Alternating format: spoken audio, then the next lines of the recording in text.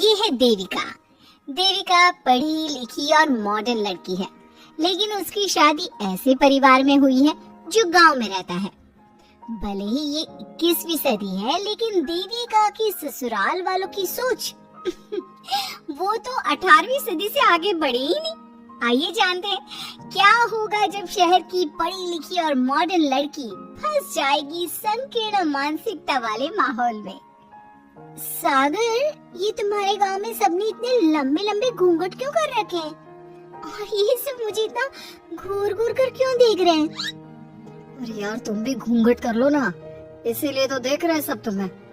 Come on सागर, मैं घूंघट नहीं कर सकती, तुम्हें पता है ना मैं कौन हूँ। लेकिन देविका, मेरे पिताजी, चाचा जी, बड़े भैया और जीजा जी ने तुम्हें बिना घूंघट के देख लिया ना तो बहुत गुस्सा होंगे और न जाने कौन कौन से फरमान सुनाएंगे। घर चलो, देखा जाएगा जो होगा। सागर देविका से कई बार कहता है कि वो घूंघट कर ले, लेकिन देविका सागर की नहीं सुनती और अपने ससुराल के दरवाजे पर पहुंच जाती है। जब देविका वहां पहुंचती है तो देखती है कि उसकी सास बिमला, चाची सास कम्मो और जेठानी सुजाता ने लंबा सा घूंघट कर रखा था, पर उनकी ननद वीना ने घूंघट नहीं किया हुआ था। लेकिन हाँ, उसने सर पर सलीके के साथ दुपट्टा जरूर ओढ़ा हुआ था। सागर अपनी पत्नी को सबसे मिलवा रहा होता है, तभी सागर के पिता जोगिंदर बोलते हैं, सागर, तूने बहू को इस घर के तौर तरीके नहीं समझा। हमारे घर की औरतें बिना घूंघट के किसी पर आए मर्द के सामने नहीं आती और तू इसे ऐसे ही ले आया। पिताजी, मैं समझा दूंगा, वो नई नई शहर से आई है ना, इसलिए उसे पता नहीं है। सागर की बात सुनकर उसके चाचा जी महेंद्र बोलते हैं, ये बात तो तुझे गांव में कदम रखते ही अपनी बीवी को समझानी चाहिए थी।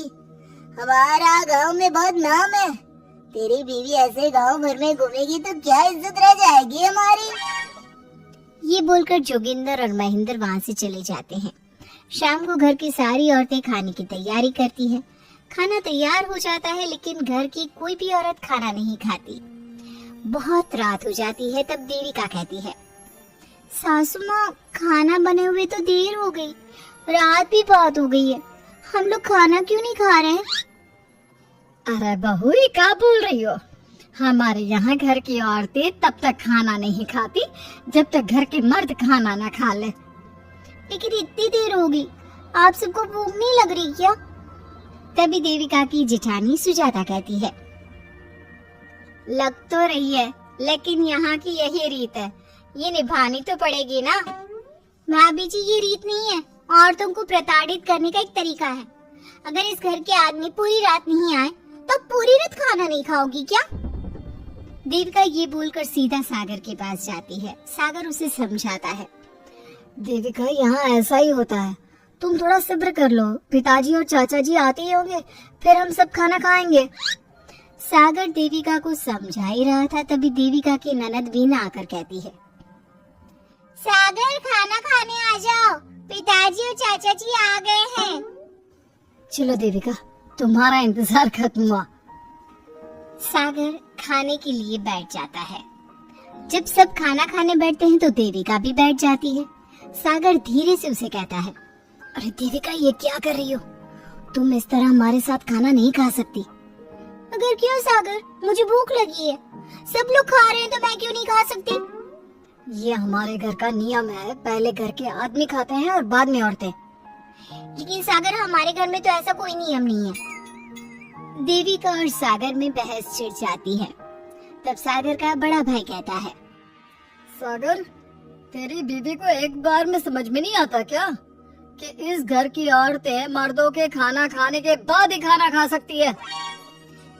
भैया, मैं देविका को यही समझा रहा था। मुझे तो लग रहा है कि इसके दिमाग में कोई बात ही नहीं बैठती एक बार में। भैया, मेरे दिमाग में बात तब बैठेगी ना जब आपकी बात कोई ढंग की होगी।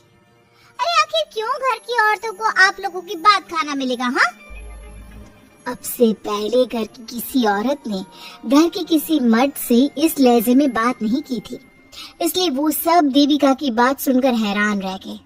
तभी सागर की जीजा और वीना के पति कल्याण जी कहते हैं, ये क्या है सागर, इस घर की दीवारों को औरतों की इतनी ऊंची आवाज सुनने की आदत नहीं है। अपनी बीवी को बोल जरा होश से काम ले और चुपचाप चली जाए। क्यों चली जाऊं मैं चुपचाप? इस घर की औरतें आपकी हर बात बर्दाश्त कर लेंगी, लेकिन मैं शहर की पढ़ी लिखी लड़की हूँ। आपकी कोई भी फालतू के रीति रिवाज मैं नहीं बर्दाश्त करने वाली। इस तरह देविका ने सारे घर की औरतों के लिए मिसाल पैदा कर दी। जोगिंदर के घर में पहली बार किसी महिला ने विरोध का स्वर उठाया है। ये बात घर के किसी मर्द को बर्दाश्त नहीं हो रही है। तभी जोगिंदर कहता है, महेंद्र, मोहन, इस बेशर्म लड़के को कमरे में बंद कर दो और आज इसे कोई खाना नहीं देगा। अगर किसी ने इसे खाना दिया तो मैं उसे जिंदा नहीं छोड़ूंगा। महेंद्र और मोहन उसे कमरे में बंद कर देते हैं और उसे खाना भी नहीं देते। रात के 3 बज जाते हैं। भूख की वजह से देविका को नींद भी नहीं आती। तभी उसे कुछ महसूस होता है। ऐसा लग रहा है कोई दरवाजा खोल रहा है, लेकिन इतनी रात को कौन हो सकता है? कहीं सागर तो नहीं?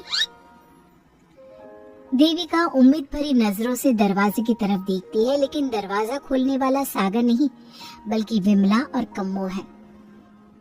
माँ जी, चाची जी, आप दोनों? बहू, ये ले, हम तेरे लिए खाना लाए हैं, खा ले। और ये बात ना तो किसी को बताना मत कि हमने तुझे खाना दिया है, नहीं तो हमारे मर्द मार मार कर हमारा बुरा हाल कर देंगे। माँ जी, आप यहाँ इतना घुट घुट कर क्यों रहती हो? देविका, अब तू भी इस घर की बहू है। तू भी हमारी तरह रहना सीख ले। इस घर के कायदे कानून अपना ले। इस घर के मर्द तो कभी बदलने वाले हैं नहीं बहू, तो तू ही बदल ले अपने आप को। माँ जी, बदलाव अच्छे के लिए हो तो हमें बदलना चाहिए। बेकार और बेतुकी बातों का तो विरोध करना चाहिए। दोनों ने देविका को समझाने की कोशिश की, लेकिन देविका ने उल्टा उन्हें ही समझा दिया। इसी तरह एक दिन देविका किसी बात पर जोर जोर से हंस रही थी। तभी देविका की सास विमला ने उसे टोकते हुए कहा, अरे बहू, तू इतनी जोर जोर से क्यों हंस रही है? हमारे घर की औरतें इतनी जोर जोर से नहीं हंसती। विमला अपनी बहू को समझा रही थी कि तभी महेंद्र बोलता है, अरे कम्मो, कौन है ये औरत जो बेशर्मों की तरह जोर जोर से हंस रही है? तभी कम्मो और देविका बाहर आ जाती हैं। जी वो मैं हंस रही थी चाचा जी। अब आप लोग हंसने पर भी पाबंदी लगाओगे क्या?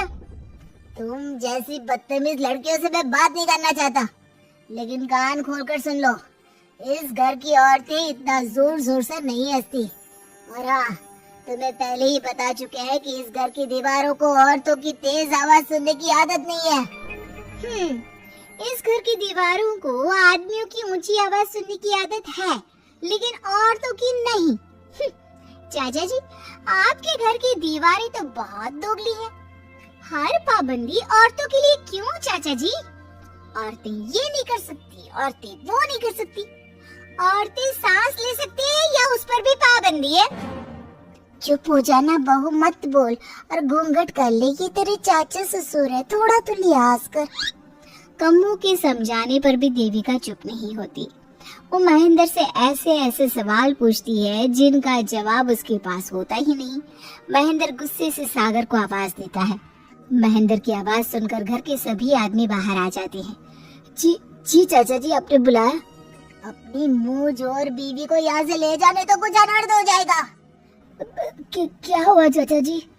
तेरी बीवी जिस तरह से मुझसे बात कर रही है, छोटे बड़े की तमीज नहीं है इसे।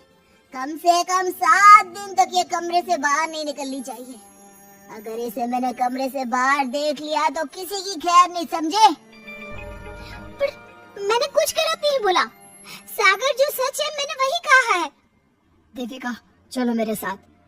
लेकिन सागर, मेरी बात तो सुनो। सागर देविका को वहाँ से ले जाता है। इसी तरह से कई दिन बीत गए।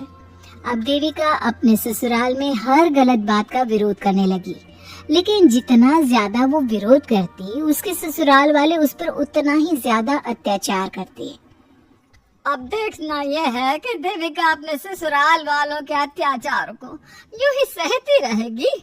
क्या उसके ससुराल में घूंघट में औरतों का दम इसी तरह घुटता रहेगा? अगर आप इन सवालों के जवाब जानना चाहते हैं ना, तो हमें कमेंट करके जरूर बताइएगा। और हमारी स्टोरी को लाइक, शेयर और चैनल को सब्सक्राइब करना ना भूलें।